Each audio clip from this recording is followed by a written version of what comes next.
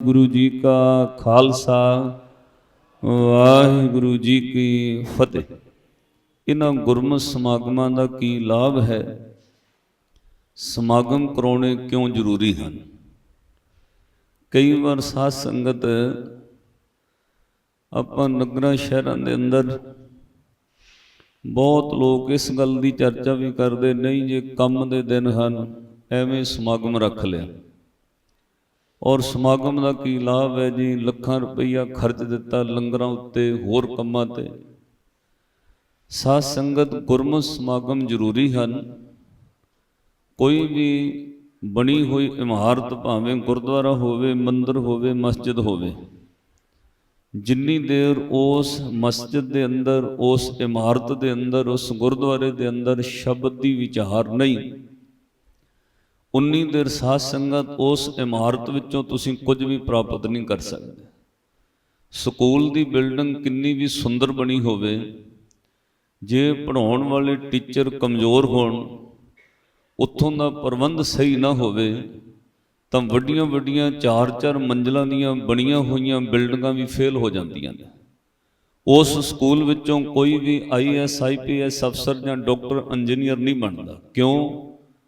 उत्थे जिस विद्या की अकैडमिक एजुकेशन की जरूरत है वो पूरी नहीं हो रही।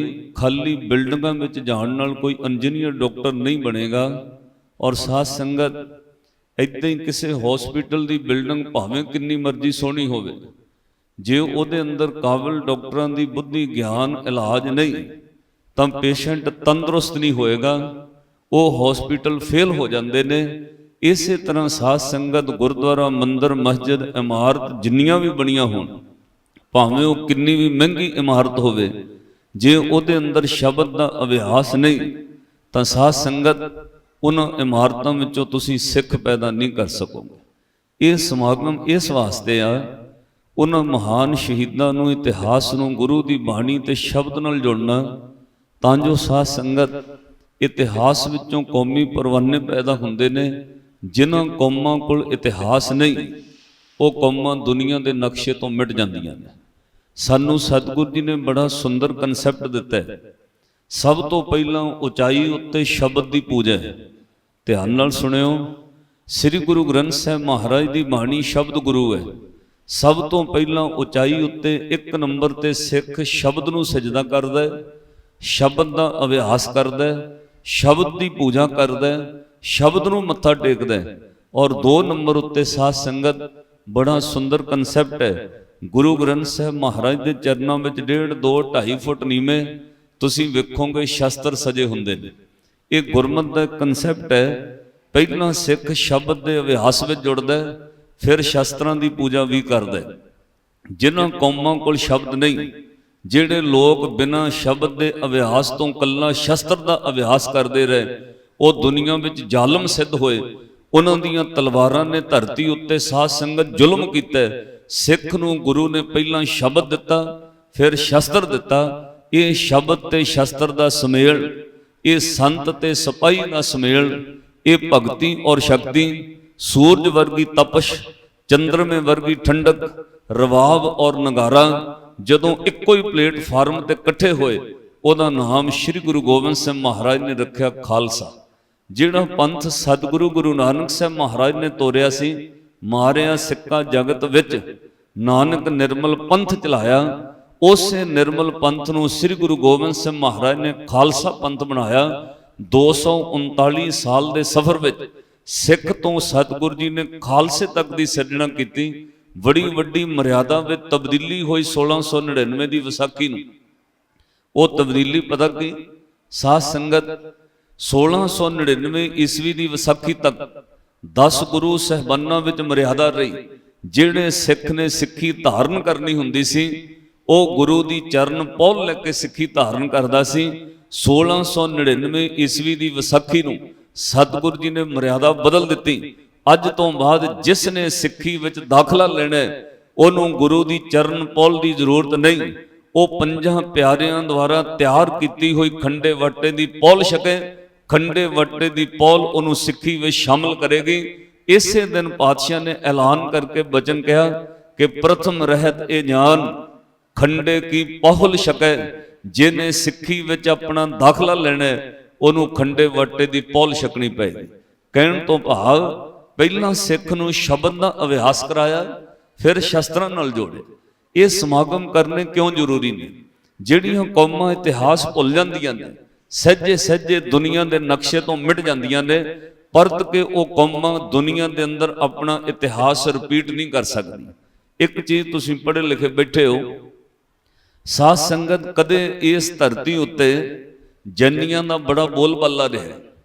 अज तुसीं विचार करके वेखो, उंगलियां ते गिणन वाले तुहानूं जन्नी नज़र आउणगे, किते जन्नी नज़र नहीं पैंदे। कदे हिंदुस्तान के अंदर बोधियां दा राज रहा, हिंदुस्तान का बादशाह खुद बोधी रहा। अज तुहानूं बोधी सिवाए नेपाल के बार्डर या थाईलैंड के बार्डर तो सिवाए किते दुनिया में लभणगे नहीं। उहदा इक्को ही कारण है, होर विचार करके वेखियो, पूरी दुनिया में कदे पारसियां दा बोलबाला रहा, अज तुहानूं पारसी नज़र नहीं पैंदे। उहदा इक्को ही कारण है, साध संगत, जिन्हां कौमां ने इतिहास नहीं सिरजिया, जिन्हां कौमां कोल शस्त्र का अभ्यास नहीं सी, जिहड़ियां कौमां शब्द तो सखणियां कुर्बानी नहीं कर सकियां, वो कौमां दुनिया के नक्शे तो सहजे सहजे मिट गई। तुहाडी उम्र अजे सिर्फ 550 साल है। सिख कौम 550 साल के अंदर पूरे वर्ल्ड के अंदर फैल गई। पूरे वर्ल्ड, पूरी दुनिया के अंदर सिख कौम का नाम है। उहदा इक्को ही कारण, साध संगत, इस कौम ने कुर्बानियां बहुत वड्डियां कीतियां ने। कुर्बानी कदों हुंदी है? जदों शहीदां दा इतिहास कोई सुनदा। इतिहास कौम के अंदर शहीद पैदा करते हैं। इतिहास करके कौमां अंदर दोबारा, साध संगत, इतिहास रिपीट होंदा है। इसलिए बार बार ये समागम करने जरूरी ने। जिहड़ियां कौमां शहीदां नूं भुल जांदियां ने, उस कौम में शहीद पैदा होने बंद हो जाते हैं। एक मैं छोटी जी गल अक्सर लाइव टेलीविजन तो कही, किसी राजे का हाथी, क्योंकि तुहानूं जवाब मिलेगा समागम कराने क्यों जरूरी है। किसी राजे का हाथी दलदल विच फस गया। दलदल इस तरह की चीज़ है, जिन्ना उहदे विचों जोर लग के निकलने की कोशिश करो, बंदा होर धसदा जांदा है। जदों वो दलदल विच हाथी फस गया, कहते ने राजे दे सिपाही सवेर तो शाम तक लगे रहे, रस्से पा के हाथी नूं खिंचते रहे। जिन्ना उन्होंने खिंचण, हाथी होर दलदल विच धसदा जाए। उन्होंने लंबे लंबे बांस लिया के हुज्जा मार के कड्ढण की कोशिश कर, हाथी हिले तो उहदे पैर होर दलदल में चले जाण। शामां तक, सूरज डुब्बण तक हाथी का पूरा शरीर दलदल में चला गया, कल्ला उहदा मूँह बाहर रह गया। सिपाहियां ने रस्से छड़ दिते, बांस सुट दिते। राजे नूं सुनिया दिता, बादशाह सलामत, तुहाडा हाथी हुण बच नहीं सकेगा। उहदा पूरा शरीर ही दलदल में चला गया, हुण उहनूं कड्ढना औखा है। साध संगत, राजे ने भी मान लिया हुण हाथी नहीं बचेगा। एकदम राजे के मन च ख्याल आया, उन्हें कहा जिहड़ा बंदा हाथी की परवरिश करदा है, दाणा पट्ठा पाउंदा है, उहनूं बुलाओ, एक बार मुहावत नूं बुलाओ। वो हाथी नूं बड़े प्यार नाल पालदा है, एक बार अपने इस हाथी नूं वेख ले, क्योंकि रातों रात हाथी ने दलदल विच गर्क जाना। जदों मुहाबत नूं सद्दिया, उहनूं बादशाह ने कहा, वेख अपना प्यारा हाथी गर्क चलिया इस दलदल विच। सवेर तो बड़ी कोशिश की है हाथी नूं कड्ढण दी, पर हाथी नूं बचा नहीं सके सिपाही। ते साध संगत, वो मुहावत बड़े गुस्से विच बोलिया, कहंदा बादशाह सलामत, किहड़े मूर्ख बंदियां ने कोशिश की है हाथी नूं कड्ढण दी। राजा बोलिया, तू मूर्ख कहना? मेरे सिपाही सवेर दे रस्से खिच खिच के थक गए, मेरे सिपाही सवेर दे कोशिश करके हंब गए, तू कहना कड्ढण वाले कौन मूर्ख ने? वो मुहावत ने कहा, बादशाह सलामत, कोशिश करनी अलग गल है, पर कोशिश गलत करनी कई बार मौत का कारण बन जाती है। तेरे बंदियां ने कोशिश की, पर कोशिश गलत की। उन्हें कहो कि मैं ये साध संगत तुहाडे भी तजर्बे विच रहेगा। दवाई बंदे दा रोग हटाउंदी है, तंदुरुस्ती वास्ते लोग दवाई लैंदे ने, पर माफ करियो, जे दवाई गलत दिती जाए रोगी की मौत का कारण बन सकती है। कई बार रोगी इन्ना बीमार नहीं जिन्ना डॉक्टर माड़ा मिल जाता है। डॉक्टर माड़ा मिल जाए चंगे भले मरीज नूं मार दिंदा है। इसलिए साध संगत, कोशिश करनी चंगी गल है, पर गलत कोशिश की जाए तो बंदा कई बार साध संगत पछड़ जाता है। तुसीं वेखदे हो, कोई भी रास्ता तुहानूं मंजिल ते लैके आउंदा है। आपां तुहाडे पिंड पहुंचे, पहला रास्ता पुछया किहड़े रास्ते आउणा, ਰਸਤਾ ਬੰਦੇ ਨੂੰ ਸਹੀ ਤਰੀਕੇ ਨਾਲ ਮੰਜ਼ਿਲ ਤੇ ਲਿਆ ਸਕਦਾ ਹੈ, ਪਰ ਉਹੀਓ ਰਸਤਾ ਬੰਦਾ ਭਟਕ ਜਾਏ ਆਪਣੀ ਮੰਜ਼ਿਲ ਤੋਂ ਸਾਧ ਸੰਗਤ ਸੈਂਕੜੇ ਮੀਲ ਦੂਰ ਵੀ ਹੋ ਸਕਦਾ। ਇਸ ਲਈ ਰਸਤਾ ਮੰਜ਼ਿਲ ਤੇ ਲਿਆਉਂਦਾ ਹੈ, ਰਸਤਾ ਗਲਤ ਹੋਵੇ ਬੰਦੇ ਨੂੰ ਉਜਾੜ ਪਾ ਦਿੰਦਾ ਹੈ। ਦਵਾਈ ਤੰਦਰੁਸਤੀ ਦਿੰਦੀ ਹੈ, ਦਵਾਈ ਗਲਤ ਹੋਵੇ ਤੇ ਰੋਗੀ ਦੀ ਮੌਤ ਦਾ ਕਾਰਨ ਬਣ ਜਾਂਦੀ ਹੈ। ਕੋਸ਼ਿਸ਼ ਬੰਦੇ ਨੂੰ ਕਾਮਯਾਬੀ ਦਿਵਾਉਂਦੀ ਹੈ, ਪਰ ਕੋਸ਼ਿਸ਼ ਗਲਤ ਹੋ ਜਾਏ ਤੇ ਬੰਦੇ ਨੂੰ ਕਈ ਵਾਰ ਪਛਾੜ ਕੇ ਵੀ ਰੱਖ ਦਿੰਦੀ। ਇਸ ਲਈ ਅੱਜ ਮੁਹਾਵਤ ਨੇ ਗੱਲ ਕਹੀ, ਬਾਦਸ਼ਾਹ ਸਲਾਮਤ ਤੇਰੇ ਬੰਦਿਆਂ ਨੇ ਕੋਸ਼ਿਸ਼ ਗਲਤ ਕੀਤੀ, ਰੱਸੇ ਪਾ ਪਾ ਕੇ ਖਿੱਚਦੇ ਰਹੇ। ਦਲਦਲ ਇਸ ਤਰ੍ਹਾਂ ਦੀ ਚੀਜ਼ ਹੈ, ਜਿੰਨਾ ਖਿੱਚੋਗੇ ਉਹਦੇ ਵਿੱਚ ਹੋਰ ਧੱਸਦਾ ਜਾਏਗਾ। ਤੇ ਫਿਰ ਰਾਜੇ ਨੇ ਕਿਹਾ ਸਹੀ ਕੋਸ਼ਿਸ਼ ਕਿਹੜੀ ਸੀ? ਹੁਣ ਉਹ ਮੁਹਾਵਤ ਨੇ ਗੱਲ ਬੜੀ ਪਿਆਰੀ ਕਹੀ। ਉਹ ਕਹਿੰਦਾ ਬਾਦਸ਼ਾਹ ਸਲਾਮਤ ਹੁਣ ਤੇ ਹਾਥੀ ਗਰਕ ਚੱਲਿਆ, ਮੈਨੂੰ ਆਖਰੀ ਮੌਕਾ ਦਿੱਤਾ ਜਾਏ, ਮੈਂ ਸਹੀ ਕੋਸ਼ਿਸ਼ ਕਰਨਾ ਚਾਹੁੰਦਾ ਤਾਂ ਜੋ ਤੁਹਾਡਾ ਹਾਥੀ ਵੱਜ ਜਾਏ। ਰਾਜੇ ਨੇ ਕਿਹਾ ਦੱਸ ਕੀ ਚਾਹੀਦਾ? ਉਹਨੇ ਕਿਹਾ ਜੀ 2 ਨਗਾਰੇ ਚਾਹੀਦੇ ਨੇ। ਉਸੇ ਵਕਤ ਨਗਾਰੇ ਹੁਕਮ ਦੀ ਤਾਵੀਲ ਹੋਈ ਰਾਜੇ ਦੀ, ਨਗਾਰੇ ਮੰਗਾ ਲੈ ਗਏ। 4 ਬੰਦੇ ਨਗਾਰਚੀ ਸੱਦੋ, 2 ਨਗਾਰੇ ਰੱਖ ਕੇ ਨਗਾਰੇ ਵਜਾਉਣ ਲੱਗ ਪਏ 4 ਬੰਦੇ। ਨਗਾਰਾ ਤੁਸੀਂ ਵੇਖਿਆ ਹੋਣਾ ਸਾਧ ਸੰਗਤ, ਚਮੜੇ ਦਾ ਮੜਿਆ ਹੋਇਆ। ਪਹਿਲਾਂ ਗੁਰਦੁਆਰਿਆਂ ਵਿੱਚ ਮਰਿਆਦਾ ਸੀ, ਗੁਰੂ ਘਰ ਦੇ ਅੰਦਰ ਨਗਾਰਾ ਵੀ ਰੱਖਿਆ ਜਾਂਦਾ ਸੀ। ਹੁਣ ਲੋਕ ਨਗਾਰੇ ਤੋਂ ਦੂਰ ਹੋਣ ਲੱਗ ਪਏ। ਨਗਾਰੇ ਤੋਂ ਕਿਨਾਰਾ ਕਰਨਾ ਕੌਮ ਦੀ ਨਿਮਾਣ ਵੱਲ ਤੁਹਾਨੂੰ ਲੈ ਜਾਏਗਾ। ਹਰ ਗੁਰੂ ਘਰ ਦੇ ਅੰਦਰ ਨਗਾਰਾ ਹੋਣਾ ਚਾਹੀਦਾ। ਰਵਾਬ ਤੇ ਨਗਾਰੇ ਦਾ ਕਨਸੈਪਟ ਮੇਰੇ ਗੁਰੂ ਨੇ ਦਿੱਤਾ। ਕਦੇ ਵੇਖਿਓ ਜਿਹੜੇ ਗੁਰੂ ਘਰਾਂ ਵਿੱਚ ਨਗਾਰਾ ਵੱਜਦਾ ਨਾ, ਤਾਂ ਸਾਧ ਸੰਗਤ ਕਈ ਵਾਰ ਤੁਹਾਨੂੰ ਪਤਾ ਨਹੀਂ ਹੁੰਦਾ। ਤੁਸੀਂ ਅਰਦਾਸ ਵਿੱਚ ਖੜੇ ਹੋ, ਜਦੋਂ ਅਰਦਾਸੀਆਂ ਕਹਿੰਦਾ ਬੋਲੋ ਜੀ ਵਾਹਿਗੁਰੂ, ਪਿੱਛੋਂ ਨਗਾਰਾ ਵੱਜਦਾ, ਬੰਦਾ ਇੱਕਦਮ ਧੜਕਣ ਨਾਲ ਡਰ ਜਾਂਦਾ। ਸਾਧ ਸੰਗਤ ਜੇ ਨਗਾਰੇ ਤੋਂ ਡਰਨ ਲੱਗ ਜਾਓ ਤੁਹਾਡੀ ਹਿੰਮਤ ਨਹੀਂ ਵਧੇਗੀ। ਨਗਾਰਾ ਤੁਹਾਡੇ ਅੰਦਰ ਕੁਦਰਤੀ ਤੌਰ ਤੇ ਜੋਸ਼ ਭਰਦਾ। ਅੱਜ ਮੁਹਾਵਤ ਨੇ ਕਿਹਾ 2 ਨਗਾਰੇ ਚਾਹੀਦੇ ਨੇ, 4 ਵਜਾਉਣ ਵਾਲੇ ਨਗਾਰਚੀ ਚਾਹੀਦੇ ਨੇ। ਨਗਾਰੇ ਮੰਗਾ ਲੈ ਤੇ ਵਜਾਉਣ ਵਾਲੇ ਵੀ ਸੱਦ ਲੈ। ਨਗਾਰੇ ਵੱਜਣੇ ਸ਼ੁਰੂ ਹੋਏ, ਨਗਾਰਿਆਂ ਦੀ ਆਵਾਜ਼ ਫੈਲਦੀ ਗਈ। ਨਗਾਰਾ ਇਸ ਤਰ੍ਹਾਂ ਦੀ ਚੀਜ਼ ਹੈ, ਕੰਟੀਨਿਊਸ ਲਗਾਤਾਰ ਵਜਾਈ ਜਾਓ, ਉਹਦੀ ਆਵਾਜ਼ ਸਾਧ ਸੰਗਤ ਇੰਨੀ ਇੱਕੋ ਫੈਲਦੀ ਹੈ, ਪੂਰੇ ਦੂਰ ਦੂਰ ਤੱਕ ਉਹਦੀ ਆਵਾਜ਼ ਸੁਣਾਈ ਦਿੰਦੀ। ਜਦੋਂ ਨਗਾਰੇ ਵੱਜਦੇ ਗਏ, ਹਾਥੀ ਦੇ ਕੰਨਾਂ ਵਿੱਚ ਨਗਾਰਿਆਂ ਦੀ ਆਵਾਜ਼ ਪੈਂਦੀ ਗਈ। ਸਭ ਵੇਖਣ ਵਾਲੇ ਹੈਰਾਨ ਸਨ। ਹਾਥੀ ਨੂੰ ਕੱਢਣ ਦੀ ਕੋਈ ਕੋਸ਼ਿਸ਼ ਨਹੀਂ, ਕੱਲਾ ਨਗਾਰਾ ਵਜਾਇਆ ਜਾ ਰਿਹਾ ਹੈ, ਨਗਾਰੇ ਨਾਲ ਹਾਥੀ ਕਿਵੇਂ ਨਿਕਲ ਜਾਏਗਾ? ਜਦੋਂ ਨਗਾਰੇ ਵੱਜਦੇ ਗਏ, ਨਗਾਰਿਆਂ ਦੀ ਆਵਾਜ਼ ਹਾਥੀ ਦੇ ਕੰਨਾਂ ਵਿੱਚ ਪਈ ਤੇ ਹਾਥੀ ਨੂੰ ਇੰਜ ਪ੍ਰਤੀਤ ਹੋਣ ਲੱਗ ਪਿਆ ਜਿਵੇਂ ਕੋਈ ਮੈਦਾਨੇ ਜੰਗ ਭਖਿਆ ਹੋਵੇ, ਜਿਵੇਂ ਕੋਈ ਜੰਗ ਲੱਗੀ ਹੋਵੇ। ਉਹ ਹਾਥੀ ਕੰਨਾਂ ਨਾਲ ਆਵਾਜ਼ ਸੁਣ ਕੇ ਅੰਦਰ ਹਾਥੀ ਦੇ ਜੋਸ਼ ਭਰਨ ਲੱਗ ਪਿਆ। ਕਿਸੇ ਰੱਸੇ ਨਾਲ ਹਾਥੀ ਨੂੰ ਖਿੱਚਣ ਦੀ ਲੋੜ ਨਹੀਂ ਪਈ। 1 ਘੰਟੇ ਬਾਅਦ ਹਾਥੀ ਦੇ ਅੰਦਰ ਇੰਨਾ ਕੁ ਨਗਾਰਿਆਂ ਦੀ ਆਵਾਜ਼ ਦਾ ਜੋਸ਼ ਭਰਿਆ, ਆਪਣੀ ਤਾਕਤ ਨਾਲ ਹੀ ਹਾਥੀ ਦਲਦਲ ਚੋਂ ਬਾਹਰ ਆ ਗਿਆ। ਸਭ ਹੈਰਾਨ ਹੋ ਗਏ। ਗਰਕ ਦਾ ਹਾਥੀ ਨਗਾਰਿਆਂ ਦੀ ਚੋਬ ਨੇ ਉਹਨੂੰ ਬਾਹਰ ਕੱਢ ਕੇ ਰੱਖ ਦਿੱਤਾ। ਸਾਧ ਸੰਗਤ ਇਸੇ ਲਈ ਇਤਿਹਾਸ ਬਾਰ-ਬਾਰ ਸਮਾਗਮਾਂ ਵਿੱਚ ਸੁਣਾਇਆ ਜਾਂਦਾ ਹੈ। ਜਿਹੜੀਆਂ ਕੌਮਾਂ ਇਤਿਹਾਸ ਨੂੰ ਭੁੱਲ ਜਾਂਦੀਆਂ ਨੇ, ਉਹ ਕੌਮਾਂ ਗਰਕ ਜਾਂਦੀਆਂ ਨੇ। ਆਪਣੇ ਸ਼ਹੀਦਾਂ ਦਾ ਇਤਿਹਾਸ ਬਾਰ-ਬਾਰ ਸੁਣਦੇ ਰਹਿਣਾ ਚਾਹੀਦਾ। ਸ਼ਹੀਦਾਂ ਦਾ ਇਤਿਹਾਸ ਕੌਮ ਦੇ ਅੰਦਰ ਯੋਧਿਆਂ ਨੂੰ ਜਨਮ ਦਿੰਦਾ ਹੈ। ਸ਼ਹੀਦਾਂ ਦਾ ਇਤਿਹਾਸ ਕੌਮ ਦੇ ਅੰਦਰ ਸੂਰਵੀਰਾਂ ਨੂੰ ਜਨਮ ਦਿੰਦਾ ਹੈ। ਸਾਧ ਸੰਗਤ ਇਹ ਇਤਿਹਾਸ ਕਰਕੇ ਅੱਜ ਕੌਮ ਜਿਉਂਦੀ ਹੈ। ਤੁਸੀਂ ਵੇਖਦੇ ਹੋ ਗੁਰੂ ਗੋਬਿੰਦ ਸਿੰਘ ਮਹਾਰਾਜ ਦੇ ਸਾਹਿਬਜ਼ਾਦਿਆਂ ਦਾ ਇਤਿਹਾਸ ਹਰ ਸਾਲ ਸੁਣਾਇਆ ਜਾਂਦਾ ਹੈ ਤੇ ਕੌਮ ਨੂੰ ਇਸ ਗੱਲ ਦਾ ਮਾਣ ਹੈ।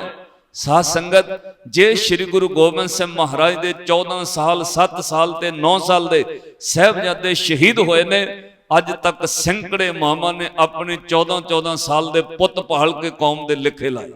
ਸਾਧ ਸੰਗਤ ਆ ਥੋੜੇ ਦਿਨ ਪਹਿਲਾਂ ਇੱਕ ਨੌਜਵਾਨ, ਤੁਹਾਨੂੰ ਮਾਣ ਹੈ ਤੁਹਾਡੇ ਇਸ ਇਲਾਕੇ ਨੂੰ, ਮੈਂ ਆ ਗੁਰਦਾਸਪੁਰ ਦੇ ਏਰੀਏ ਵਿੱਚ ਆਇਆ, ਭਾਈ ਜਸਪਾਲ ਸਿੰਘ। ਅਜੇ ਉਸ ਬੱਚੇ ਦੇ ਦਾੜੀ ਮੁੱਛ ਫੁੱਟ ਰਹੀ ਸੀ।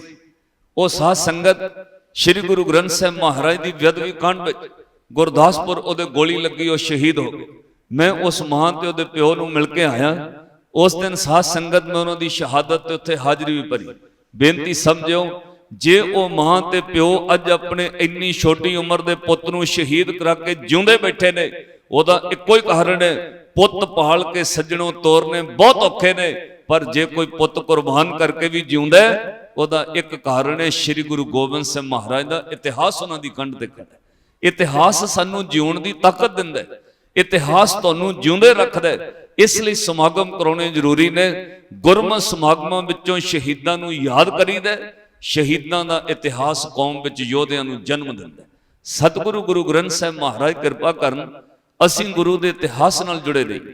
हुण मैं बेनती करनी, ध्यान नाल सुणिओ। साध संगत, श्री गुरु गोबिंद सिंह महाराज ने धन गुरु नानक साहब महाराज तो लैके 10वें पातशाह तक ये याद रखियो, कौम के अंदर साध संगत शस्त्र का अभ्यास नहीं बंद होया। मैं विसाखी वाले दिन भी तखत श्री केसगढ़ साहब तो बेनती की, जिथे शब्द का अभ्यास गुरु ने दिता है उत्थे शस्त्र का अभ्यास भी दिता है। उदासियां करन लगे गुरु नानक साहब महाराज ने हाथ में डंडा पकड़ लिया। मर्दान ने सवाल किया, महाराज तुसी तां जे जवान हो, जवानी विच हथ में डंडा पकड़ना शोभा नहीं दिंदा, महाराज डंडा पकड़ के उदासियां ते चले हो क्यों? हजूर ने कहा, मर्दानिया डंडा शक्ति का प्रतीक है। जिस निर्मल पंथ नूं शुरू करन लगे मर्दानिया धर्म चलाउण लई शक्ति चाहिदी है। जिन्हां कौमां कोल शक्ति नहीं वो लोग अपना धर्म गवा लेंदे ने, शक्ति की भी लोड़ पैगी। डंडा शक्ति का प्रतीक है। हिंदी का एक मुहावरा तुसीं सुनिया होना, जिसकी लाठी उसकी भैंस। जिहदे हथ विच डांग है दुनिया उहदा हुक्म मनदी है। साध संगत, संसार दे लोग जिस हथ जोर कर वेखै सोए, जिहदे हथ विच जोर है दुनिया गुण जरूर गाउंदी है, पर वो जोर कल्ला जुल्म वास्ते ना होवे। जे शब्द का अभ्यास है तुहाडा शस्त्र दुनिया में शोभा पाएगा। इसलिए साध संगत, गुरु ने शब्द भी दिता नाल शक्ति भी दी। डंडा शक्ति का प्रतीक सी। गुरु नानक साहब महाराज तो बाद श्री गुरु अंगद देव महाराज गुरता गद्दी ते बैठे।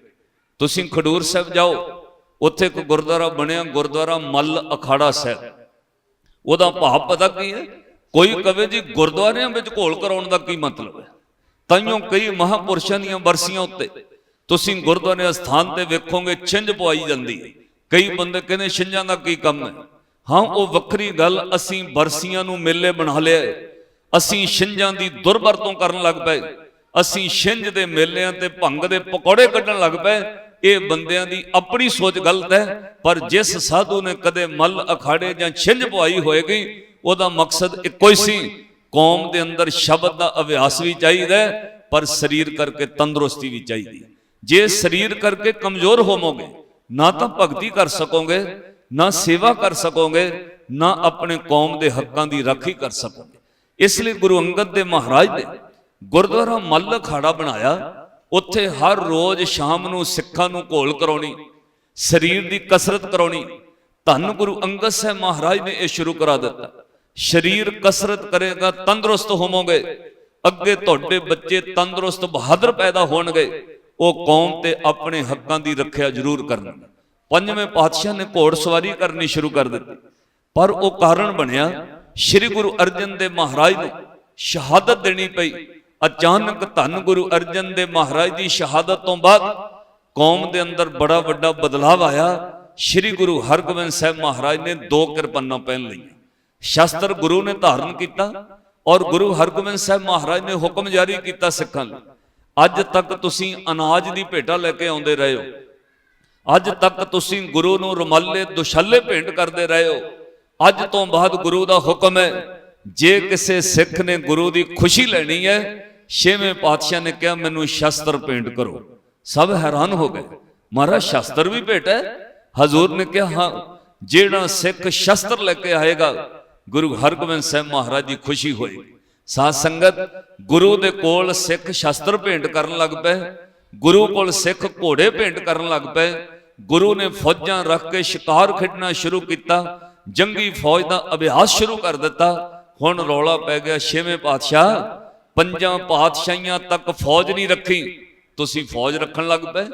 5 पातशाहियां तक के शिकार खेडना शस्त्र अभ्यास नहीं सी, अज क्यों? गुरु हरगोबिंद साहब महाराज ने कहा लोड़ है। सिखां कहा महाराज कादी लोड़? जेड़ा जवाब गुरु हरगोबिंद साहब महाराज ने दिता वो भाई गुरदास साहब ने अंकित किया। 6वें पातशाह ने बा एग्जाम्पल उदाहरण दे के सिखां नूं जवाब दिता। कहने भाई किसी नूं प्यास लगी होवे ते पानी पीना होवे, दसो खूह नूं हथ जोड़ के कहो पानी दे दे, खूह पानी दिंदा? पहला खूह होया करते सन, तुहानूं पता है। सिखां कहा महाराज इस तरह तो नहीं पानी मिलता। कहने लगे फिर किवें मिलदा? कहने महाराज एक गड़वा लेना पैंदा, ओहदा गल रस्से नाल घुट के बन्नना पैंदा, फिर उहनूं खूह विच सुट्टो तां पानी मिलदा है। पातशाह ने कहा हुण अगली गल, भाई सिखो ਸੱਪ ਦੇ ਸਿਰ ਵਿੱਚ ਮਣੀ ਹੈ, ਹੱਥ ਜੋੜ ਕੇ ਕਹੋ ਸੱਪ ਨੂੰ ਮਣੀ ਦੇ ਦੇ, ਉਹ ਹੱਸ ਕੇ ਮਣੀ ਦਿੰਦਾ। ਮਣੀ ਲੈਣ ਲਈ ਸੱਪ ਦੀ ਸਿਰੀ ਫਿਣੀ ਪੈਂਦੀ ਹੈ। ਨਾਰੀਅਲ ਵਿੱਚ ਗਿਰੀ ਹੈ, ਗਿਰੀ ਪ੍ਰਾਪਤ ਕਰਨ ਲਈ ਨਾਰੀਅਲ ਦਾ ਮੂੰਹ ਭੰਨਣਾ ਪੈਂਦਾ ਹੈ। ਲੋਹੇ ਨੂੰ ਸਿੱਧਾ ਕਰਨ ਵਾਸਤੇ ਲੋਹੇ ਦਾ ਥੋੜਾ ਮਾਰਨਾ ਪੈਂਦਾ ਹੈ। ਲੱਕੜ ਦੀਆਂ ਹਥੌੜੀਆਂ ਨਾਲ ਲੋਹਾ ਕਦੇ ਸਿੱਧਾ ਨਹੀਂ ਹੁੰਦਾ। ਇਦਾਂ ਸਾਖਤਾਂ ਨੂੰ ਸਿੱਧੇ ਕਰਨ ਵਾਸਤੇ ਸ਼ਸਤਰ ਦੀ ਅਤਿਅੰਤ ਲੋੜ ਹੈ। ਸਾਹਿਬ ਨੇ ਕਿਹਾ ਸ਼ਬਦ ਦਾ ਅਭਿਆਸ ਚਾਹੀਦਾ, ਉਹ ਇੱਕ ਨੰਬਰ ਤੇ, ਪਰ ਸ਼ਸਤਰ ਸ਼ਬਦ ਦੀ ਰੱਖਿਆ ਲਈ ਜ਼ਰੂਰੀ ਹੈ। ਜਿਨ੍ਹਾਂ ਕੌਮਾਂ ਕੋਲ ਸ਼ਸਤਰ ਨਹੀਂ, ਉਹ ਕੌਮਾਂ ਦੁਨੀਆ ਤੋਂ ਮਿਟ ਜਾਂਦੀਆਂ।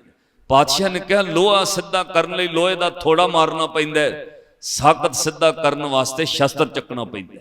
ਜੋ ਹਜ਼ੂਰ ਨੇ ਕਿਹਾ ਉਹ ਭਾਈ ਗੁਰਦਾਸ ਸਾਹਿਬ ਨੇ ਲਿਖਿਆ, ਜਿਉਂ ਕਰ ਖੂਹੋਂ ਨਿਕਲੇ ਗਲ ਬੱਧੇ ਪਾਣੀ, ਜਿਉਂ ਮਨ ਕਾਲੇ ਸੱਪ ਸਿਰ ਹੱਸ ਦੇ ਨਾ ਜਾਣੀ, ਜਿਉਂ ਮੂੰਹ ਭੰਨੇ ਗਿਰੀ ਦੇ ਨਾਲੀਏਰ ਨਿਸ਼ਾਨੀ, ਤਿਉਂ ਬੇਮੁਖ ਲੋਹਾ ਸਧੀਐ ਬਗਦੀ ਬਾਧਾਣੀ। ਬਾਧਾਨ ਕਹਿੰਦੇ ਨੇ ਹਥੋੜੇ ਨੂੰ, ਕਹਿੰਦੇ ਲੋਹਾ ਸਿੱਧਾ ਕਰਨ ਲਈ ਬਾਧਾਨ ਲੋਹੇ ਦਾ ਮਾਰਨਾ ਪੈਂਦਾ, ਸਾਖਤ ਸਿੱਧਾ ਕਰਨ ਲਈ ਸ਼ਸਤਰ ਚੁੱਕਣਾ ਪੈਂਦਾ। ਛੇਵੇਂ ਪਾਤਸ਼ਾਹ ਨੇ ਕੱਲਾ ਸ਼ਸਤਰ ਚੁੱਕਿਆ ਨਹੀਂ, ਛੇਵੇਂ ਪਾਤਸ਼ਾਹ ਨੇ 4 ਜੰਗਾਂ ਵੀ ਲੜੀਆਂ, 4 ਵਿੱਚ ਜਿੱਤ ਪ੍ਰਾਪਤ ਕੀਤੀ। ਕਦੇ ਗੁਰੂ ਹਰਗੋਬਿੰਦ ਸਾਹਿਬ ਮਹਾਰਾਜ ਨੇ 2 ਕਿਰਪਾਨਾਂ ਪਾਈਆਂ, ਸ਼੍ਰੀ ਅਕਾਲ ਤਖਤ ਸਾਹਿਬ ਤੇ ਬੈਠੇ ਨੱਥਾ ਤੇ ਅਬਦੁੱਲਾ ਗੁਰੂ ਦੇ ਢਾਡੀ ਕਹਿੰਦੇ ਵਾਹ ਸਤਿਗੁਰਾ, ਅੱਜ 2-2 ਕਿਰਪਾਨਾਂ ਪਾ ਕੇ ਤੇਰੀ ਸ਼ਾਨ ਇੰਨੀ ਮਾਣਮੱਤੀ ਹੈ, ਤੇਰੀ ਸ਼ਾਨ ਦੇ ਸਾਹਮਣੇ ਹਿੰਦੁਸਤਾਨ ਦਾ ਬਾਦਸ਼ਾਹ ਕੀ ਹੈ, ਤੇਰੀਆਂ ਬਾਹਾਂ ਦੀ ਤਾਕਤ ਦੇ ਸਾਹਮਣੇ ਕਿਲੇ ਕੀ ਨੇ, ਤੇਰੀ ਸੁੰਦਰ ਕਲਗੀ ਸਜੀ ਦਸਤਾਰ ਦੇ ਸਾਹਮਣੇ, ਤੇਰੀ ਪੱਗ ਦੇ ਸਾਹਮਣੇ ਜਹਾਂਗੀਰ ਦੀ ਪੱਗ ਕੀ ਹੈ। ਗੁਰੂ ਦੀ ਵਡਿਆਈ ਕਰਕੇ ਢਾਡੀਆਂ ਕਿਹਾ 2 ਕਿਰਪਾਨਾਂ ਬੱਧੀਆਂ, ਇੱਕ ਮੀਰੀ ਦੀ, ਇੱਕ ਪੀਰ ਦੀ, ਇੱਕ ਅਜਮਤ ਦੀ, ਇੱਕ ਰਾਜ ਦੀ, ਇੱਕ ਰਾਖੀ ਕਰੂ ਫਕੀਰ ਦੀ, ਹਿੰਮਤ ਬਾਹਾਂ ਕੋਟਗੜ ਦਰਵਾਜ਼ਾ ਬਲਕ ਬਖੀਰ ਦੀ, ਪੱਗ ਤੇਰੀ ਕੀ ਜਹਾਂਗੀਰ ਦੀ। ਤੇਰੀ ਪੱਗ ਦੇ ਸਾਹਮਣੇ ਜਹਾਂਗੀਰ ਕੀ ਹੈ? ਪਾਤਸ਼ਾਹ ਤੇਰੇ ਤਖਤ ਦੇ ਸਾਹਮਣੇ ਹਿੰਦੁਸਤਾਨ ਦਾ ਤਖਤ ਕੀ ਹੈ? ਇੱਕ ਬੜੀ ਸਾਧ ਸੰਗਤ ਬਹੁਤ ਲੌਜਿਕ ਗੱਲ ਹੈ, ਤੁਸੀਂ ਪੜ੍ਹੇ ਲਿਖੇ ਬੈਠੇ ਹੋ, ਮੈਂ ਵੀ ਪੜ੍ਹ ਕੇ ਹੈਰਾਨ ਹੋਇਆ। ਅੱਜ ਤੱਕ ਹੁਣ ਤੱਕ ਸਾਧ ਸੰਗਤ ਦਿੱਲੀ ਦੇ ਤਖਤ ਲਾਲ ਕਿਲੇ ਤੋਂ ਸ਼੍ਰੀ ਅਕਾਲ ਤਖਤ ਸਾਹਿਬ ਤੱਕ ਕੋਈ ਵੀ ਬੰਦਾ ਸਾਧ ਸੰਗਤ ਲੈਵਲ ਕਢਾ ਕੇ ਵੇਖ ਲੈ। ਕਈ ਵਾਰ ਪਿੰਡ 'ਚ ਸੀਵਰੇਜ ਪਾਉਣਾ ਹੋਵੇ ਨਾ, ਪਹਿਲਾਂ ਗਵਰਨਮੈਂਟ ਕਹਿੰਦੀ ਹੈ ਉਹਦਾ ਤੁਸੀਂ ਲੈਵਲ ਕਢਾਓ, ਪਾਣੀ ਦਾ ਨਿਮਾਣ ਕਿੱਧਰਲੇ ਪਾਸੇ, ਉਧਰਲੇ ਪਾਸੇ ਨੂੰ ਸੀਵਰੇਜ ਪਾਇਆ ਜਾਂਦਾ। ਅੱਜ ਤੱਕ ਦਿੱਲੀ ਤੋਂ ਅਕਾਲ ਤਖਤ ਸਾਹਿਬ ਦਾ ਲੈਵਲ ਮਿਣ ਕੇ ਵੇਖ ਲਿਓ, ਲੈਵਲ ਕੱਢਣ ਵਾਲਿਆਂ ਲੈਵਲ ਕੱਢਿਆ, ਹੈਰਾਨੀ ਦੀ ਹੱਦ ਨਾ ਰਹੀ। ਅੱਜ ਵੀ ਦਿੱਲੀ ਦੇ ਲਾਲ ਕਿਲੇ ਦੇ ਤਖਤ ਤੋਂ ਸ਼੍ਰੀ ਅਕਾਲ ਤਖਤ ਸਾਹਿਬ 4.5 ਫੁੱਟ ਉੱਚਾ ਹੈ। ਸਾਧ ਸੰਗਤ ਇਹ ਕੱਲ ਬਾਹਰੀ ਤੌਰ ਤੇ ਇਮਾਰਤ ਨਹੀਂ, ਅਕਾਲ ਤਖਤ ਉਂਝ ਵੀ ਸਦਾ ਸੰਸਾਰ ਵਿੱਚ ਉੱਚਾ ਰਹਿਣਾ ਹੈ। ਦਿੱਲੀ ਦੇ ਤਖਤਾਂ ਤੇ ਬਹਿਣ ਵਾਲਿਆਂ ਦੇ ਨਾਮ ਮਿਟ ਗਏ, ਉੱਥੇ ਜਿਹੜਾ ਬੈਠਾ ਆਪਣਾ ਨਿਸ਼ਾਨ ਲਾਉਂਦਾ ਰਿਹਾ। ਇੱਕ ਮੇਰੇ ਗੁਰੂ ਦਾ ਅਕਾਲ ਤਖਤ ਹੈ ਜਿਹੜਾ ਕਦੇ ਤਖਤ ਨਾਸ਼ ਹੋਣ ਵਾਲਾ ਨਹੀਂ, ਉੱਥੇ ਬੈਠਣ ਵਾਲਿਆਂ ਦੇ ਦੁਨੀਆ ਦੇ ਤਖਤਾਂ ਤੇ ਬਹਿਣ ਵਾਲਿਆਂ ਨੂੰ ਕਾਲ ਖਾ ਗਿਆ। ਮੇਰੇ ਗੁਰੂ ਦੇ ਤਖਤ ਦਾ ਨਾਮ ਹੀ ਅਕਾਲ ਤਖਤ ਹੈ, ਉੱਥੇ ਕਾਲ ਨੇੜੇ ਨਹੀਂ। ਢਾਡੀ ਨੱਥਾ ਅਬਦੁੱਲਾ ਕਹਿੰਦੇ 2 ਕਿਰਪਾਨਾਂ ਬੱਧੀਆਂ, ਇੱਕ ਮੀਰੀ ਦੀ, ਇੱਕ ਪੀਰੀ ਦੀ, ਇੱਕ ਅਜਮਤ ਦੀ, ਇੱਕ ਰਾਜ ਦੀ, ਇੱਕ ਰਾਖੀ ਕਰੇ ਫਕੀਰੀ ਦੀ, ਹਿੰਮਤ ਬਾਹਾਂ ਕੋਟਗੜ ਦਰਵਾਜ਼ਾ ਬਲਗ ਵਖੀਰ ਦੀ, ਪੱਗ ਤੇਰੀ ਕੀ ਜਹਾਂਗੀਰ ਦੀ। ਮੇਰਾ ਮਨ ਕਰਦਾ 6ਵੇਂ ਪਾਤਸ਼ਾਹ ਦੀ ਸ਼ਾਨ ਵਿੱਚ ਆਪਾਂ ਵੀ ਪੜ੍ਹੀਏ। ਇੱਕ ਵਾਰ ਨੇਤਰ ਬੰਦ ਕਰਕੇ ਗੁਰੂ ਦਾ ਧਿਆਨ ਧਰੋ, ਗੱਜ ਕੇ ਪਿਆਰ ਨਾਲ ਗੁਰੂ ਦੀ ਵਡਿਆਈ ਵਿੱਚ ਕਹੀਏ 2 ਕਿਰਪਾਨਾਂ ਬੱਧੀਆਂ, 2 ਕਿਰਪਾਨਾਂ ਬੱਧੀਆਂ, 2 ਕਿਰਪਾਨਾਂ ਬੱਧੀਆਂ, 2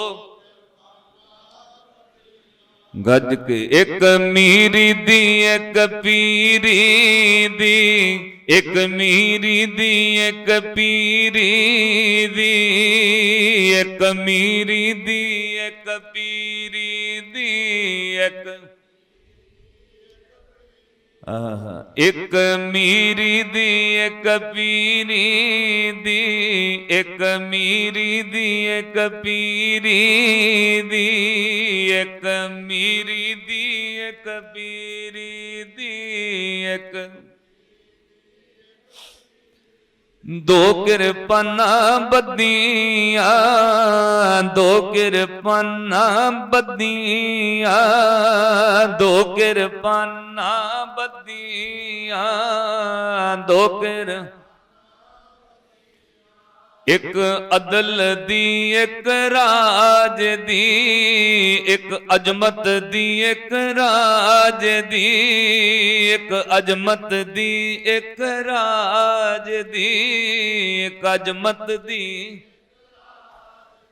ਇੱਕ ਰਾਖੀ ਕਰੋ ਫਕੀਰੀ ਦੀ, ਇੱਕ ਮੀਰੀ ਦੀ ਇੱਕ ਪੀਰੀ ਦੀ, ਇੱਕ ਮੀਰੀ ਦੀ ਇੱਕ ਪੀਰੀ ਦੀ, ਇੱਕ ਰਾਖੀ ਕਰੋ ਫਕੀਰੀ ਦੀ, ਇੱਕ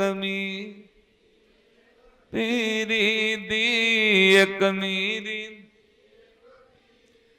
ਦੋ ਕਿਰਪਾਨਾਂ ਬੱਧੀਆਂ, ਦੋ ਕਿਰਪਾਨਾਂ ਬੱਧੀਆਂ, ਦੋ ਕਿਰਪਾਨਾਂ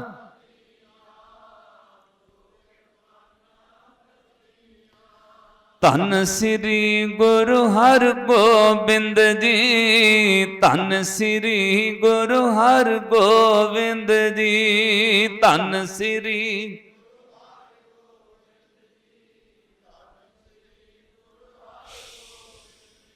ਦੋ ਕਿਰਪਾਨਾਂ ਬੱਧੀਆਂ, ਦੋ ਕਿਰਪਾਨਾਂ ਬੱਧੀਆਂ, ਦੋ ਕਿਰਪਾਨਾਂ ਬੱਧੀਆਂ, ਦੋ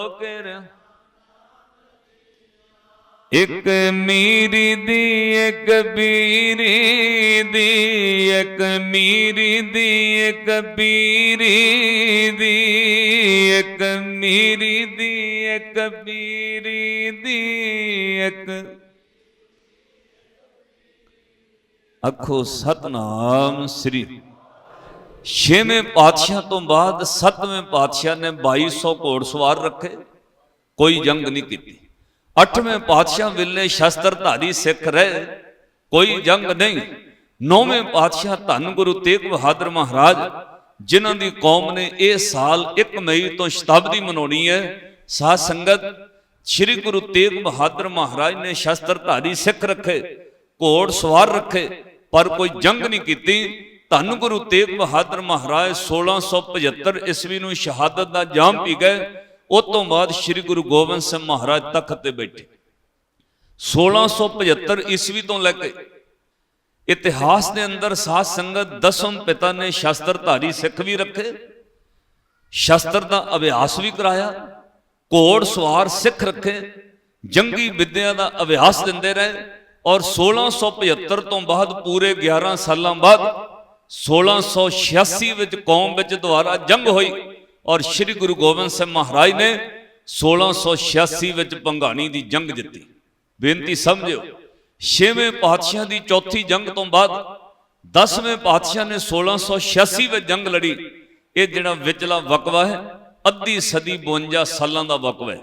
1634 ਈਸਵੀ ਤੋਂ ਬਾਅਦ 1686 ਈਸਵੀ ਤੱਕ 52 ਸਾਲ ਗੁਰੂ ਕਾਲ ਵਿੱਚ ਕੋਈ ਜੰਗ ਨਹੀਂ ਹੋਈ, ਤਾਂ ਵੀ 52 ਸਾਲਾਂ ਬਾਅਦ ਜੰਗ ਜਿੱਤੀ। ਕਿਉਂ? ਸ਼ਸਤਰ ਵਿਦਿਆ ਦਾ ਅਭਿਆਸ ਨਹੀਂ ਛੱਡਿਆ। ਜੇ ਅਭਿਆਸ ਛੱਡ ਦਈਏ, ਅੱਧੀ ਸਦੀ ਬਾਅਦ ਕੌਮ ਜੰਗ ਲੜ ਰਹੀ ਹੋਵੇ ਤੇ ਹਾਰ ਜਾਣਗੇ। ਇਹਦਾ ਮਤਲਬ 50 ਸਾਲ ਗੁਰੂ ਕਾਲ ਵਿੱਚ ਸ਼ਸਤਰ ਦਾ ਅਭਿਆਸ ਨਹੀਂ ਛੱਡਿਆ। ਇਹ ਬੇਨਤੀ ਮੈਂ ਸਾਧ ਸੰਗਤ ਕੱਲ ਵੀ ਚੰਡੀਗੜ੍ਹ ਇੱਕ ਦੀਵਾਨ ਵਿੱਚ ਕੀਤੀ। ਉਹਨਾਂ ਗੁਰਦੁਆਰੇ ਦੀ ਨਵੀਂ ਇਮਾਰਤ ਬਣਾਈ। ਮੈਨੂੰ ਕਿਹਾ ਗੁਰਦੁਆਰਿਆਂ ਦੇ ਅੰਦਰ ਸ਼ਬਦ ਦਾ ਅਭਿਆਸ ਜ਼ਰੂਰੀ ਹੈ। ਇਹ ਬਿਲਡਿੰਗ ਬਣੀ ਹੈ, ਸਵੇਰੇ ਸ਼ਾਮ ਨਿਤਨੇਮ ਸਿਮਰਨ ਹੋਣਾ ਚਾਹੀਦਾ। ਇਹ ਨਹੀਂ ਕਿ ਤੁਸੀਂ ਸੰਗਰਾਂਦ ਨੂੰ ਗੁਰਦੁਆਰੇ ਆਓ। ਇੰਨੀਆਂ ਸੁੰਦਰ ਬਿਲਡਿੰਗਾਂ ਸਾਧ ਸੰਗਤ ਇਸ ਵਾਸਤੇ ਨਹੀਂ ਕਿ ਗੁਰੂ ਗ੍ਰੰਥ ਸਾਹਿਬ ਮਹਾਰਾਜ ਜੀਆਂ ਦੇ 5-5 6-6 ਸਰੂਪ ਰੱਖ ਲਏ। ਆਪਾਂ ਤਾਂ ਰੱਖ ਲਏ ਜੀ ਪਿੰਡ ਵਿੱਚ ਭੋਗ ਵਾਸਤੇ ਕੋਈ ਖੰਡ ਪਾਠ, ਵਿਆਹ ਸ਼ਾਦੀ, ਮਰਗ ਹੁੰਦੀ ਤਾਂ ਚਾਹੀਦੀ। ਗੁਰੂ ਗ੍ਰੰਥ ਸਾਹਿਬ ਮਹਾਰਾਜ ਇਸ ਵਾਸਤੇ ਨਹੀਂ ਇਕੱਲੇ ਪਾਠ ਕਰਾਉਣਾ ਚਾਹੀਦਾ, ਪਰ ਗੁਰੂ ਘਰ ਵਿੱਚ ਗੁਰਦੁਆਰਾ ਬਣਾ ਕੇ ਪ੍ਰਕਾਸ਼ ਕਰਨ ਦਾ ਭਾਵ ਗੁਰੂ ਦੁਆਰੇ ਹੋਏ ਸੋਝੀ ਪਾਏ ਸੀ। ਇਤ ਦੁਆਰੇ ਧੋਏ ਹੱਛਾ ਹੋਏ ਸੀ, ਮੇਲੇ ਹੱਛੇ ਕਾ ਵਿਚਾਰ ਆਪ ਵਰਤਾਏ ਸੀ। ਗੁਰੂ ਘਰ ਤੁਹਾਨੂੰ ਰੋਜ਼ ਸ਼ਬਦ ਦੇ ਅਭਿਆਸ ਲਈ ਆਉਣਾ ਪਏ। ਇੱਕ ਸ਼ਬਦ ਰਹਿਰਾਸ ਵਿੱਚ ਪੜ੍ਹਦੇ ਹੋ, ਉਹਦੇ ਅਰਥ ਸਿੱਧੇ ਨੇ, ਤੁਸੀਂ ਆਪੇ ਸਮਝ ਲਓ। ਹਰ ਇੱਕ ਸਿੱਖ ਵਾਸਤੇ 4 ਕੰਡੀਸ਼ਨਾਂ ਨੇ। ਪਹਿਲੀ ਸ਼ਰਤ ਇਹ ਹੈ ਕਿ ਅੰਤਰ ਗੁਰ ਆਰਾਧਨਾ, ਤੁਰਦਿਆਂ ਫਿਰਦਿਆਂ ਖੇਤਾਂ ਵਿੱਚ ਕੰਮ ਕਰਦਿਆਂ ਸਿੱਖ ਵਾਹਿਗੁਰੂ ਕਵੇ, ਅੰਤਰ ਗੁਰ ਆਰਾਧਨਾ। ਦੂਜਾ, ਜਿਹਵਾ ਜਪ ਗੁਰ ਨਾਉ, ਨੇਤਰੀ ਸਤਿਗੁਰ ਪਿਖਣਾ। ਅੰਤਰ ਗੁਰ ਆਰਾਧਨਾ ਦਾ ਅਰਥ ਹੈ ਹਿਰਦੇ ਵਿੱਚ ਅੰਦਰ ਯਾਦ ਰੱਖ ਤੂੰ ਕੀ ਸੀ, ਤੈਨੂੰ ਰੱਬ ਨੇ ਕੀ ਬਣਾ ਦਿੱਤਾ। ਸੱਜਣਾ, ਤੈਨੂੰ ਰੱਬ ਨੇ ਇੱਥੋਂ ਤੱਕ ਪਹੁੰਚਾ ਦਿੱਤਾ ਹੈ, ਕਾਰਾਂ ਕੋਠੀਆਂ ਪੁੱਤਰ ਧੀਆਂ ਵਿਦੇਸ਼ ਸੰਸਾਰ ਸਭ ਕੁਝ ਮਿਲਿਆ, ਕਦੇ ਉਹਨੂੰ ਧਿਆਨ ਵਿੱਚ ਯਾਦ ਰੱਖ। ਇਹ ਨਾ ਹੋਵੇ ਤੈਨੂੰ ਅਹੁਦਾ ਮਿਲ ਜਾਏ ਤੂੰ ਹੰਕਾਰ ਵਿੱਚ ਆ ਜਾਏ। ਸੁਰਤੀ ਵਿੱਚ ਹਮੇਸ਼ਾ ਯਾਦ ਰਵੇ ਐਸੀ ਲਾਲ ਤੁਝ ਬਿਨ ਕੌਣ ਕਰੇ, ਗਰੀਬ ਨਵਾਜ ਗੁਸਈਆਂ ਮੇਰਾ ਮੱਥ ਹੈ ਛਤਰ ਤਰੇ। ਗੁਰੂ ਵਡਿਆਈ ਕਿਸੇ ਨੂੰ ਵੀ ਦੇ ਸਕਦਾ। ਅੰਤਰ ਗੁਰ ਆਰਾਧਨਾ ਦਾ ਅਰਥ ਹੈ ਅੰਦਰ ਗੁਰੂ ਯਾਦ ਰਵੇ। ਇਹ ਸਭ ਕੁਝ ਮੈਨੂੰ ਗੁਰੂ ਨੇ ਦਿੱਤਾ ਹੈ। ਤੁਸੀਂ ਮੇਰੇ ਨਾਲੋਂ ਵੱਧ ਸਿਆਣੇ ਬੈਠੇ ਹੋ। ਮੈਂ ਉਹ ਬੰਦੇ ਆਪਣੀ ਹਯਾਤੀ ਵਿੱਚ ਬੜੇ ਨੇੜੇ ਤੋਂ ਵੇਖੇ ਨੇ ਜਿਨ੍ਹਾਂ ਬੰਦਿਆਂ ਦੀਆਂ ਕੋਠੀਆਂ ਵਿੱਚ 250-250 ਕੁਰਸੀ ਬਰਾਂਡੇ ਵਿੱਚ ਦਲਾਨ ਵਿੱਚ ਪਈ ਹੁੰਦੀ ਸੀ। ਪਤਾ ਕਾਹਦੇ ਵਾਸਤੇ? 250 ਕੁਰਸੀ ਸਵੇਰੇ ਲੱਗ ਜਾਂਦੀ ਸੀ, ਨੌਕਰ ਲਾ ਦਿੰਦੇ ਸੀ। 12-12 14-14 ਪਿੰਡਾਂ ਦੀਆਂ ਪੰਚਾਇਤਾਂ 6 ਵਜਦਿਆਂ ਨੂੰ ਪਹੁੰਚ ਜਾਂਦੀਆਂ ਸਨ। ਕਿਉਂ? ਮਿਨਿਸਟਰ ਸਾਹਿਬ ਚੰਡੀਗੜ੍ਹ ਤੋਂ 3 ਦਿਨ ਲਈ ਆਏ ਨੇ ਪਿੰਡ। ਦੱਸੋ ਵੀ ਤੁਹਾਡੀ ਪੰਚਾਇਤ ਦਾ ਕੀ ਕੰਮ ਹੈ? ਸਵੇਰੇ 14-14 ਪੰਚਾਇਤਾਂ 6 ਵਜੇ ਬੈਠੀਆਂ ਹੁੰਦੀਆਂ ਸਨ। 250-250 ਕੁਰਸੀ ਬੰਦਿਆਂ ਨਾਲ ਭਰ ਜਾਂਦੀ ਸੀ। ਸਾਧ ਸੰਗਤ, ਉਹ ਬੰਦੇ ਅੰਦਰੋਂ ਬੜੇ ਮਾਣ ਨਾਲ ਨਿਕਲਦੇ ਸੀ। ਜਦੋਂ ਤੱਕ ਕੈਮਰਿਆਂ 'ਚ ਵੇਖ ਨਾ ਲੈਣ ਕਿੰਨੇ ਪਿੰਡਾਂ ਦੀ ਪੰਚਾਇਤ ਆਈ ਹੈ, ਅੰਦਰੋਂ ਬਹਿ ਕੇ ਕਹਿਣਗੇ ਉਹ ਕੌਣ ਬੈਠਾ ਹੈ।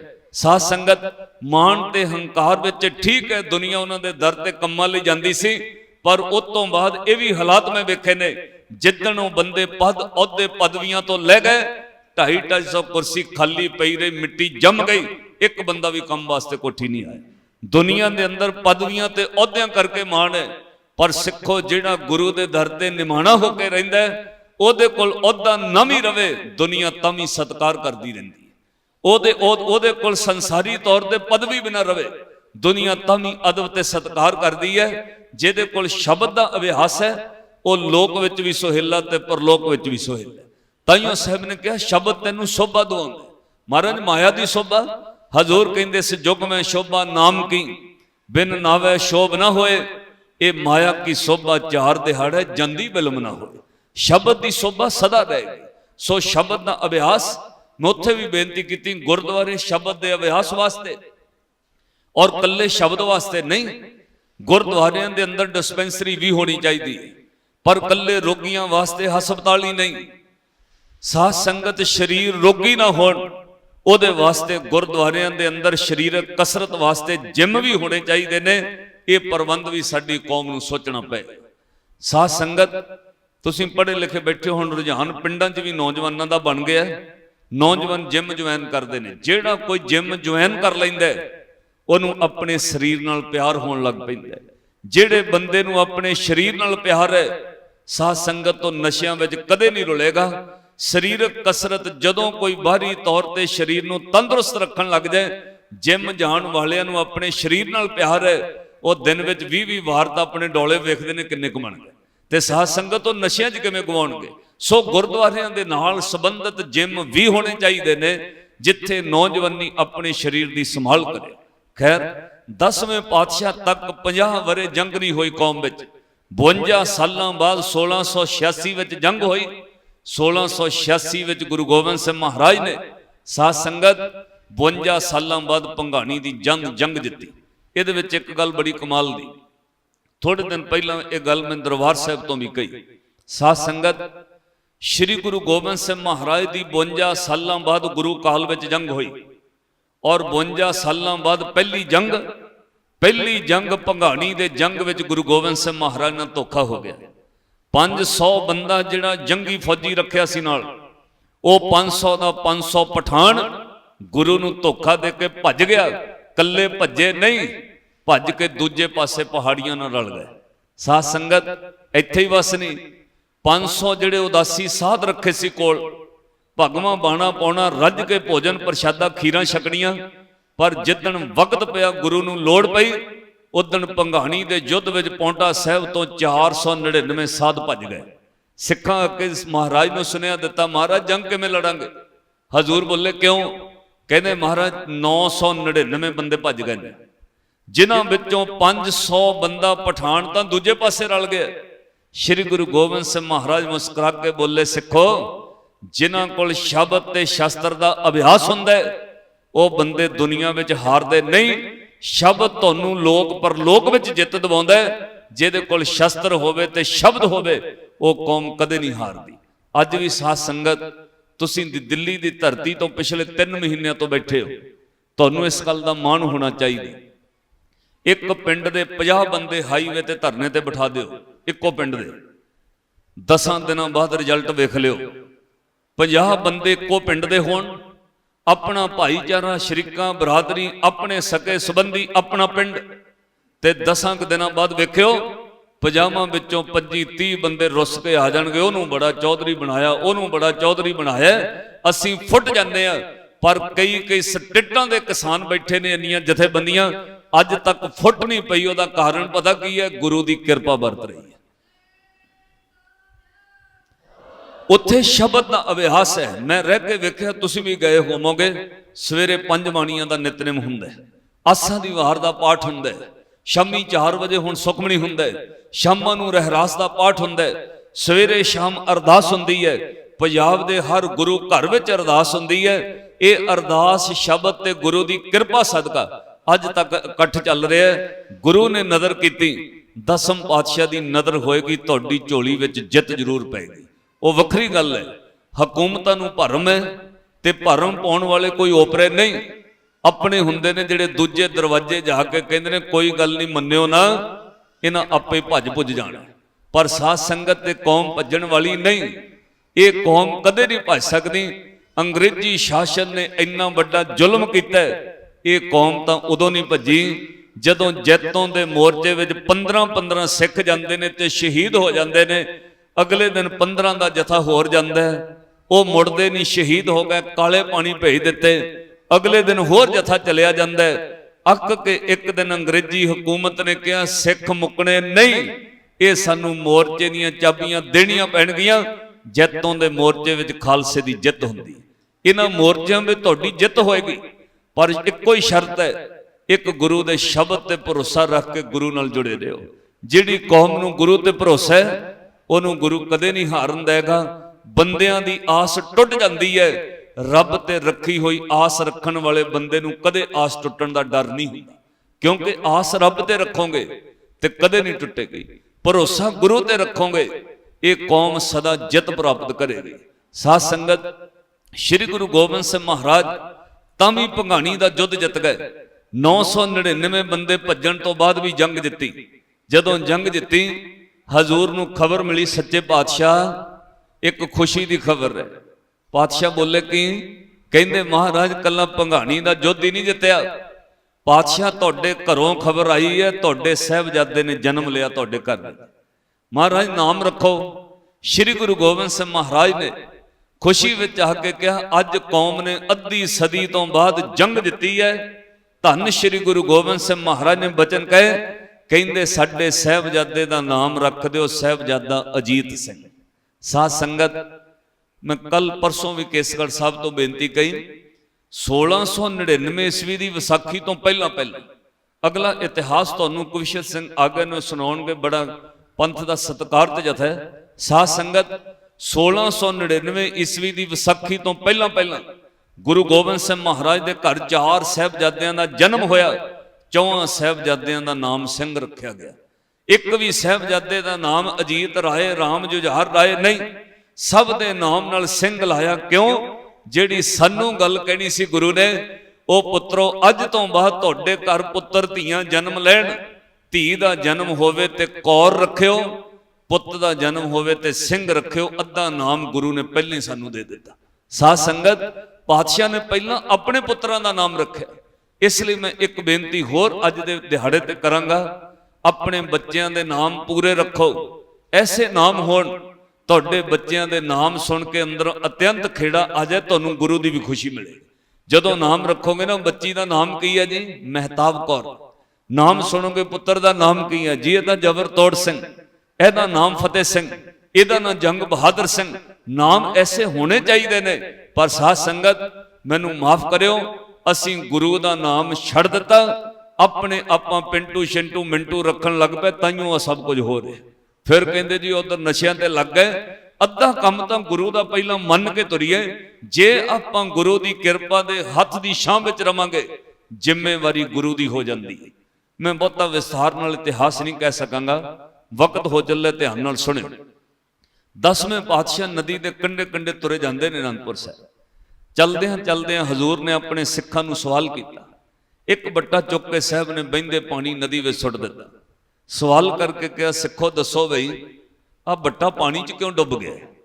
कहते महाराज बट्टे ने डुबना ही सी, बट्टा भारा हुंदा है महाराज, पानी में सुटिए तो डुब जाता है। हजूर चुप कर गए। 10 कदम अगां गए, एक बट्टा हजूर ने फिर चुक के पानी में सुट दिता। कहते वे आ तां बट्टा छोटा जिहा सी, पर सिखो ये भी डुब गया। सिख कहते महाराज ये बट्टा पता क्यों डुब गया? बट्टा भारा है ते पानी हल्का है। बट्टे का वजन थोड़ा भी होवे ते बट्टा महाराज डुब जाता है। लोहा ते बट्टा समतल ही भारा हुंदे ने ते पानी हल्का हुंदा है, इसलिए डुब जाता है। हजूर चुप करके खामोश कुछ ना बोले, अगां तुर पे। एक बट्टा साहब ने चुक के 10 कदमां बाद होर सुटिया ते सब वल वेख के हजूर ने नजर मारी। भाई नंद लाल साहब वल देख के साहब कहंदे, नंद लाल तू दस बट्टा बार बार पानी च क्यों डुब जाता है? नंद लाल साहब ने हाथ जोड़ ले, अखां भर गई। साहब कहंदे रो क्यों रहा नंद लाल? ते तो सवाल ही पूछे। बाकी सिखां ने भी जवाब देता है, नंद लाल तू भी जवाब दे, पानी विच बट्टा सुटिया ते क्यों डुब गया है? नंद लाल ने कहा, महाराज मैनू नहीं पता बट्टा भारा हुंदा है, मैनू नहीं पता पानी हल्का हुंदा है, मैनू नहीं पता बट्टे दा सुभाव डुब जाना है। मैनू तां इक्को ही गल समझ पई है, जिन्नी देर कलगियां वालिया बट्टा तेरे हथ में सी, उन्नी देर तरिया होया सी, तेरे हथों डिग पिया ते पातशाह डुब गया। महाराज सिख छोटा होवे वड्डा होवे, जिन्नी देर तुहाडे हथ विच रहिंदा कदे डुब नहीं सकदा। जिद्दन तुहाडे हथ तो दूर चला जाए वो छोटे वड्डे दी कोई जिम्मेवारी नहीं। याद रखियो, अमीर होवे गरीब होवे, बद नितनेम करने वाला होवे थोड़ा होवे, सज्जनों जे गुरु दा हथ है तां तर जांगे, जे गुरु दे हथ तो निकल गए वड्डे वड्डे डुब जांदे ने। आपां गुरु दे चरनां च अरदास करनी, पातशाह सानू कदे अपने हथ तो दूर ना करियो। महाराज सानू खंडे वाटे दी पौल बख्शो, जिन्हां नू खंडे वाटे दी पौल दित्ती है वो अरदास करियो, दाता सानू रहत विच रहण दा बल बख्शिश करियो। साध संगत तुहाडे घरां विच गुरु दा शब्द अमृत ते गुरु दी बाणी ते बाणा होवे, जिम्मेवारी गुरु दी। समा मेरा समापत, एक छोटी जी बेनती कहनी है, अपने घरां दे अंदर ख्याल रखो। साध संगत मैं कई बार ये लाइव तो कहा, कई बार गुस्सा करते ने बंदे, किसी लीडर किसी सरकार का कोई दोष नहीं, नशे वध गए ने, माफ करियो। कोई MLA आके तुहाडे घर विच बच्चियां नूं पिलाउंदा शराब, कोई तुहानूं नशे आके दिंदा वे लाओ खाओ, ये ठीक है। सरकारां ने नशे वधाए ने, वेचे ने, वंडे ने, ये दोषी ने। सरकार दे लोग नशा वंडदे ने, ये दोषी ने। पर सज्जणों मूँह विच कोई नहीं पाउंदा, ਉਹਦੇ ਵਿੱਚ ਕਿਤੇ ਨਾ ਕਿਤੇ ਦੋਸ਼ ਆਪਣਾ ਆਪਣੇ ਪਰਿਵਾਰਾਂ ਦਾ ਅਸੀਂ ਬੱਚਿਆਂ ਦੇ ਦੋਸ਼ੀ ਆ। ਜਿੱਦਣ ਵਿਆਹਾਂ ਸ਼ਾਦੀਆਂ ਵਿੱਚ ਤੁਸੀਂ ਪਰਮਿਟ ਲੈ ਕੇ ਸ਼ਰਾਬ ਪੈਲਸਾਂ 'ਚ ਚਲਾਉਂਦੇ ਹੋ, ਉਦਣ ਸਾਧ ਸੰਗਤ ਤੁਸੀਂ ਦੋਸ਼ੀ ਹੋ, ਆਪਣੇ ਬੱਚਿਆਂ ਨੂੰ ਗਲਤ ਰਸਤੇ ਤੇ ਪਾਉਂਦੇ। ਮੈਂ ਕਈ ਵਾਰ ਕਿਹਾ, ਜਿੱਦਣ ਵਿਆਹ ਸ਼ਾਦੀ ਤੇ ਫੁੱਫੜ ਤੇ ਮਾਸੜ ਰੱਜ ਕੇ ਬਕਾਰੇ ਮਾਰਦੇ ਨੇ ਤੇ ਸਾਰਾ ਹੀ ਟੱਬਰ ਹੱਥ ਜੋੜ ਜੋੜ ਕਹਿੰਦੇ ਨੇ ਪ੍ਰਾਹੁਣਾ ਰੁੱਸ ਨਾ ਜਾਏ, ਫੁੱਫੜ ਨੂੰ ਬਾਹਾਂ ਫੜ ਫੜ ਲਿਆਉਂਦੇ ਹੋ, सज्जन उधरों कई बच्चों उत्ते उदण असर पैंदा है। शराब पी के जे फुफड़ दी इन्नी कदर है, सारा टब्बर मनाउंदा है, परत के साथ संगत बच्चे भी और रस्ते तुर पैंदे। जिहड़ा शराब पी के इदां विआह खराब करे, एक बार हौसला करके बांह फड़ के बाहर कढ़िया होवे ते परत के कईयां नूं अकल आउंदी। साध संगत दोषी असीं आ, अपने बच्चों का दोष तुहाडे मत्थे ते आपां खुद बिगाड़िआ। जे चाहुंदे हो इदां दे परछावें ना पैण, अपने घरों में शराब लियानी बंद करो। आ धूरी हुण 31 तरीक नूं साडा दीवान सी, उत्थे बड़ा रश असीं लंघे तां मैं ड्राइवर नूं पुछिआ भी की गल इन्ना रश, एक्सीडेंट होया कोई? जदों हौली हौली कोलों लंघे ना 12-15 मिनट लग गए। एक असीं समागम ते जाना लेट सी तां ड्राइवर कहिंदा, नाल दे सज्जण कहिंदे भाई साहब जी एक्सीडेंट नहीं कोई भी होया। मैं कहा भीड़ काहदी है? कहंदे भाई साहब जी चौंक विच ठेका है ते अज 31 मार्च ठेके टुੱਟੇ होए तां रश है। हद हो गई गल वाली। अज तो तुसीं कहंदे हो टुੱਟੇ होए ने, सस्ती मिल गई है, ਇਹਦਾ ਮੁੱਲ पता किदन भरना पैना है? जिदन तुहाडी औलाद पीण लग पई। अज कहंदे हो ना सस्ती मिल गई, सज्जणों ਇਹਦਾ मुੱਲ बड़ा महंगा पैना है। ये बोतलां परत के किल्लियां दे किल्ले उजाड़ दिंदियां ने। तुहानूं हथ जोड़ के बेनती, इस जहर तो बचो, आओ गुरु दा दिता अमृत छकीए। जिस अमृत नूं गुरु ने मान दे के कहा ਸੁਰ ਨਰ ਮੁਨ ਜਨ ਅੰਮ੍ਰਿਤ ਖੋਜਦੇ, ਸੋ ਅੰਮ੍ਰਿਤ ਗੁਰ ਤੇ ਪਾਇਆ, ਪਾਇਆ ਅੰਮ੍ਰਿਤ ਗੁਰ ਕਿਰਪਾ ਕੀਨੀ, ਸੱਚਾ ਮਨ ਵਸਾਇਆ। ਜੇ ਚਾਹੁੰਦੇ ਹੋ ਬੱਚੇ ਅੰਮ੍ਰਿਤਧਾਰੀ ਹੋਣ, ਉਹਦੇ ਵਿੱਚ ਮੈਂ ਭੈਣਾਂ ਨੂੰ ਇੱਕ ਬੇਨਤੀ ਹੱਥ ਜੋੜ ਕੇ ਕਰਾਂਗਾ। ਜਦੋਂ ਅਸੀਂ ਕਥਾ ਵਿੱਚ ਭੈਣਾਂ ਨੂੰ ਕਹਿੰਦੇ ਨਾ ਮੈਂ ਬੇਨਤੀ ਕਰੀਏ, ਤਾਂ ਬੀਬੀਆਂ ਨੂੰ ਬੇਨਤੀ ਕਰੀ ਦੀ ਜ਼ਰੂਰ ਹੈ, ਤੇ ਨਾਲ ਬੀਬੀਆਂ ਇਹ ਕਹਿੰਦੀਆਂ ਜਿਹੜਾ ਕਥਾ ਵਾਚਕ ਆਉਂਦਾ ਬੀਬੀਆਂ ਨੂੰ ਬੇਨਤੀ ਕਰਦਾ, ਇੱਧਰ ਬੀਬੀਆਂ ਨੂੰ ਵੀ ਕਹਿ ਦਿਆ ਕਰੋ ਮਾੜਾ ਜਿਹਾ। ਬੀਬੀਆਂ ਨੂੰ ਤਾਂ ਇੱਕੋ ਬੇਨਤੀ ਹੈ, ਪਰਮਿਟ ਲੈ ਕੇ ਪੈਲਸਾਂ 'ਚ ਸ਼ਰਾਬ ਨਾ ਚਲਾਓ, ਆਪਣੇ ਵਿਆਹਾਂ ਸ਼ਾਦੀਆਂ ਤੇ ਸ਼ਰਾਬ ਤੋਂ ਬਚੋ, ਤੁਹਾਡਾ ਨਗਰ ਬਚਿਆ ਰਹੇਗਾ। ਇਮਾਨਦਾਰੀ ਨਾਲ ਆਪਸ ਵਿੱਚ ਪਿਆਰ, ਏਕਤਾ ਤੇ ਇਤਫਾਕ ਰੱਖੋ। ਚੰਗਾ ਕੰਮ ਹੋਵੇ ਕਿਸੇ ਦੀਆਂ ਲੱਤਾਂ ਨਾ ਖਿੱਚੋ। ਇਹ ਪਹਿਲਾਂ ਕਹੋ ਭਾਈ ਅਸੀਂ ਪਿੰਡ ਵਿੱਚ ਕੋਈ ਕੰਮ ਕਰਨਾ, ਸਾਧ ਸੰਗਤ ਗੁਰੂ ਨਾਲ ਜੁੜ ਕੇ ਰਹੋਗੇ ਨਾ, ਤੁਹਾਡੇ ਪਿੰਡ 'ਚੋਂ ਨਸ਼ੇ ਵੱਜ ਜਾਣਗੇ। ਇਦਾਂ ਦਾ ਪਿੰਡ ਮੈਂ ਮੋਗੇ ਦੇ ਲਾਗੇ ਰੁਲਦਾ ਵੇਖਿਆ, ਜਿੱਥੇ ਪਹਿਲਾਂ ਉਹ ਬੰਦਿਆਂ ਕਿਹਾ ਜੀ ਸ਼ਰਾਬ ਦਾ ਜ਼ੋਰ ਦੇ ਕੇ ਜਿਹੜਾ ਸਰਪੰਚ ਜ਼ਿਆਦਾ ਸ਼ਰਾਬ ਵੰਡ ਜਾਏ ਉਹ ਜ਼ਿਆਦਾ ਵੋਟਾਂ ਤੇ ਜਿੱਤਦਾ, ਤੇ ਪਰਤ ਕੇ ਵੱਧ ਗਿਆ ਕੰਮ। ਉਹ ਕਹਿੰਦੇ ਸ਼ਰਾਬ ਤੇ ਉਹ ਵੀ ਵੰਡਦਾ, ਤੂੰ ਹੋਰ ਕੀ ਦਿੰਦਾ? ਤੇ ਸਾਧ ਸੰਗਤ ਫਿਰ ਉਹ ਸੁੱਕਾ ਦੇਣ ਲੱਗ ਪਏ। ਉਹ ਨਗਰ ਦੇ ਅੰਦਰ ਡੋਡੇ, ਸ਼ਰਾਬ, ਚਿੱਟਾ, ਚਰਸ ਸਭ ਚੱਲ ਗਈ। ਅੱਜ ਉੱਥੇ 5-5 6-6 ਵਰੇ ਲੰਘ ਜਾਂਦੇ ਨੇ, 10-10 ਵਰੇ ਗੁਜ਼ਰ ਗਏ, ਬਰਾਤਾਂ ਨਹੀਂ ਚੜੀਆਂ। ਇੱਕ ਘਰ ਛੱਡ ਕੇ ਦੂਜੇ ਘਰ ਦਾ ਪੁੱਤ ਨਸ਼ਿਆਂ ਨੇ ਖਾ ਲਿਆ। ਤੁਹਾਨੂੰ ਹੱਥ ਜੋੜ ਬੇਨਤੀ, ਇਸ ਜ਼ਹਿਰ ਤੋਂ ਬਚੋ। ਇੱਕ ਦਿਨ ਕਿਸੇ ਕੋਲੋਂ ਪੀ ਲਓਗੇ ਸੱਜਣੋ, ਪਰਤ ਕੇ 364 ਦਿਨ ਕਿੱਥੋਂ ਪੀਣੀ ਹੈ? ਤੁਹਾਨੂੰ ਬੇਨਤੀ ਹੈ। ਉਹ ਬੰਦਾ ਇੱਕ ਦਿਨ ਫਿਰ ਇਸ ਤਰ੍ਹਾਂ ਦੇ ਜਾਂਦਾ ਸਭ ਕੁਝ, ਪਰਤ ਕੇ ਫਿਰ ਤੁਸੀਂ ਜੋ ਵੇਖਦੇ ਹੋ ਹਾਲਾਤ ਤੁਹਾਨੂੰ ਪਤਾ। ਮੇਰੀ ਇਹ ਕਹਿਣ ਦਾ ਬੇਨਤੀ ਇਸ ਲਈ ਮੈਂ ਕੀਤੀ, ਸਾਡਾ ਫਰਜ਼ ਬਣਦਾ ਜਿਹੜਾ ਚੌਕੀਦਾਰ ਧੀਮੀ ਆਵਾਜ਼ 'ਚ ਹੁੱਕਾ ਦੇਵੇ ਉਹ ਬੇਈਮਾਨ ਹੈ। ਜਿਹੜਾ ਚੌਕੀਦਾਰ ਉੱਚੀ ਆਵਾਜ਼ 'ਚ ਕਵੇ ਉਹਨੂੰ ਪਤਾ ਚੋਰੀ ਨਾ ਹੋ ਜਾਏ ਕਿਤੇ, ਤੇ ਜੇ ਉਹ ਧੀਮੀ ਆਵਾਜ਼ 'ਚ ਕਹਿੰਦਾ ਹੋ ਜਾ ਚੋਰੀ। ਭੈਣੋ ਤੁਹਾਨੂੰ ਇੱਕ ਬੇਨਤੀ ਹੈ, ਬਾਰ-ਬਾਰ ਇਸ ਤਰ੍ਹਾਂ ਫਿਰ ਕਿਤੋਂ ਪੁੱਛਣਾ ਨਹੀਂ ਪਏਗਾ। ਆਪਣੇ ਘਰ ਵਿੱਚ ਇੱਕ ਕੰਮ ਸ਼ੁਰੂ ਕਰ ਦਿਓ। ਜਦੋਂ ਸਵੇਰੇ ਉੱਠ ਕੇ ਚਾਹ ਪਾਣੀ ਘਰ ਵਿੱਚ ਬਣਾਉਂਦੇ ਹੋ, ਕਿਉਂਕਿ ਲੱਸੀਆਂ ਵਾਲਾ ਕੰਮ ਤੇ ਹੁਣ ਮੁੱਕ ਹੀ ਗਿਆ ਨਾ, ਤਕਰੀਬਨ ਹੀ ਨੇੜੇ ਹੈ ਕੰਮ। ਤੁਹਾਨੂੰ ਬੇਨਤੀ ਹੈ ਜਦੋਂ ਸਵੇਰੇ ਉੱਠ ਕੇ ਰਸੋਈ ਵਿੱਚ ਚਾਹ ਪਾਣੀ ਬਣਾਓ, ਪਹਿਲੀ ਗੱਲ ਰਸੋਈ ਵਿੱਚ ਜਾਣ ਲੱਗਿਆਂ ਬੀਬੀ ਦਾ ਧਾਰਮਿਕ ਤੌਰ ਤੇ ਜੇ ਗੁਰੂ ਵਾਲੇ ਹੋ, ਤੁਹਾਡਾ ਫਰਜ਼ ਹੈ ਬਿਨਾਂ ਇਸ਼ਨਾਨ ਕੀਤਿਆਂ ਰਸੋਈ 'ਚ ਬਣਨਾ ਨਹੀਂ ਚਾਹੀਦਾ। ਰਸੋਈ ਪਾਕਸ਼ਾਲ ਹੈ। ਭਾਈ ਗੁਰਦਾਸ ਸਾਹਿਬ ਨੇ ਕਿਹਾ ਪਾਕਸ਼ਾਲ, ਜਿੱਥੋਂ ਖਾਦੇ ਭੋਜਨ ਨੇ ਸਾਰਾ ਦਿਨ ਤੁਹਾਡੇ ਸਰੀਰ ਤੇ ਅਸਰ ਕਰਨਾ, ਉੱਥੇ ਇਸ਼ਨਾਨ ਕਰਕੇ, ਜੇ ਇਸ਼ਨਾਨ ਨਹੀਂ ਤਾਂ ਘੱਟੋ ਘੱਟ 5 ਇਸ਼ਨਾਨਾਂ ਹੱਥ ਮੂੰਹ ਧੋ ਕੇ ਵਾਹਿਗੁਰੂ ਕਹਿ ਕੇ ਰਸੋਈ 'ਚ ਵੜੋ। ਰਸੋਈ ਕਰਕੇ ਸੱਜਣੋਂ ਘਰ ਵਿੱਚ ਭਾਗ ਨੇ। ਜਦੋਂ ਚਾਹ ਬਣਾਉਣ ਲੱਗਿਆਂ ਪਾਣੀ ਧਰ ਕੇ ਵਿੱਚ ਦੁੱਧ ਪਾਓ, 5-10 ਵਾਰ ਕਹਿ ਦਿਆ ਕਰੋ ਸਤਨਾਮ ਸ੍ਰੀ ਵਾਹਿਗੁਰੂ, ਸਤਨਾਮ ਸ੍ਰੀ ਵਾਹਿਗੁਰੂ। ਜਿਹੜਾ ਉਹ ਚਾਹ ਪਾਣੀ ਭੋਜਨ ਪ੍ਰਸ਼ਾਦਾ ਬਣਾਉਣ ਲੱਗਿਆਂ ਵਾਹਿਗੁਰੂ ਸੁਆਣੀ ਕਵੇ, ਸਾਧ ਸੰਗਤ ਉਹਦੇ ਘਰ ਵਿੱਚ ਬਰਕਤਾਂ ਪੈਣ ਲੱਗ ਪੈਂਦੀਆਂ ਨੇ। ਭੋਜਨ ਨਾਲ ਤਸੀਰ ਬਦਲਣ ਲੱਗ ਪੈਂਦੀ ਹੈ। ਤਸੀਰ ਬਦਲ ਗਈ ਭੋਜਨ ਦੀ, ਤੁਹਾਡੇ ਘਰ ਦੀ ਤਕਦੀਰ ਬਦਲ ਜਾਏਗੀ। ਸਿਆਣਿਆਂ ਦਾ ਕਥਨ ਹੈ, ਸਵੇਰੇ ਦਿਨ ਚੜ੍ਹਨ ਤੋਂ ਪਹਿਲਾਂ ਜਿਸ ਘਰ ਵਿੱਚ ਸੁਆਣੀਆਂ ਜਾਗ ਪੈਂਦੀਆਂ ਨੇ, ਤੇ ਸ਼ਾਮੀ ਸੂਰਜ ਦਿਨ ਢਲਣ ਤੋਂ ਪਹਿਲਾਂ, ਸੂਰਜ ਡੁੱਬਣ ਤੋਂ ਪਹਿਲਾਂ ਜਿਸ ਘਰ ਦੇ ਬੰਦੇ ਘਰ ਵਿੱਚ ਆ ਜਾਂਦੇ ਨੇ, ਉਸ ਘਰ ਦੇ ਅੰਦਰ ਬਰਕਤ ਕਦੇ ਖਤਮ ਨਹੀਂ ਹੁੰਦੀ। ਤੇ ਜਿਸ ਘਰ ਦੇ ਬੰਦੇ ਸ਼ਰਾਬੀ 10 ਵਜੇ ਲਿਆਉਣੇ ਪੈਣ ਲੱਭ ਕੇ, ਤੇ ਸੁਆਣੀਆਂ ਸਵੇਰੇ 9-10 ਵਜੇ ਉੱਠਣ, ਉਸ ਘਰ ਦਾ ਕੋਈ ਹਾਲ ਨਹੀਂ। ਅੰਮ੍ਰਿਤ ਵੇਲੇ ਉੱਠੋ, ਵਾਹਿਗੁਰੂ ਕਹਿ ਕੇ ਚਾਹ ਪਾਣੀ ਬਣਾਓ, ਤੁਹਾਡੇ ਘਰ ਦਾ ਭਲਾ ਹੋਏਗਾ। ਸਾਧ ਸੰਗਤ ਇਹ ਗੁਰੂ ਨੇ ਲਿਖ ਕੇ ਦਿੱਤਾ, ਮੈਂ ਕੋਲੋਂ ਨਹੀਂ ਕਹਿ ਰਿਹਾ। ਸਿਮਰੋ ਸਿਮਰ ਸਿਮਰ ਸੁਖ ਪਾਵੋ, ਕੱਲ ਕਲੇਸ਼ ਤਨ ਮਾਹੇ ਮਿਟਾਵੋ। ਫਿਰ ਸਾਡੇ ਗੁਰੂ ਨੇ ਇੱਥੋਂ ਤੱਕ ਕਹਿ ਦਿੱਤਾ, ਜਿੱਥੇ ਗੁਰੂ ਨੂੰ ਯਾਦ ਕਰੇ ਤੇਰਾ ਗੁਰੂ ਸਹਾਈ ਹੈ। ਜੋ ਬਰਕਤ ਚਾਹੀਦੀ ਗੁਰੂ ਕੋਲੋਂ ਮੰਗ ਲਈ। ਕਿਸੇ ਥਾਂ ਤੇ ਕਬਰਾਂ ਤੇ ਜਾਣ ਦੀ ਲੋੜ ਨਹੀਂ। ਜਿਹੜੇ ਗੁਰੂ ਦੀ ਸ਼ਤਾਬਦੀ ਮਨਾ ਰਹੇ ਹੋ ਨਾ, ਉਹ 9 ਨਿੱਦਾਂ ਦੇ ਖਜ਼ਾਨੇ ਬਖਸ਼ ਦਿੰਦਾ। ਕਹੋ ਪਿਆਰ ਵਿੱਚ ਸਮਾਂ ਸਮਾਪਤ ਹੈ।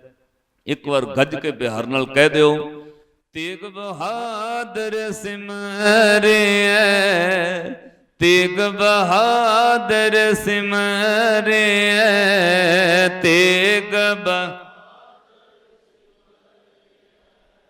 ਤੇਗ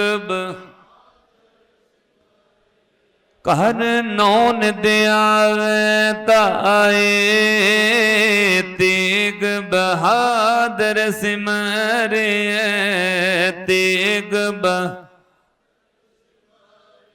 ਸਭ ਥਾਈ ਹੋਏ ਸਹਾਏ, ਤੇਗ ਬਹਾਦਰ ਸਿਮਰਿਐ, तेग बहादुर सिमरे सब थाई होए।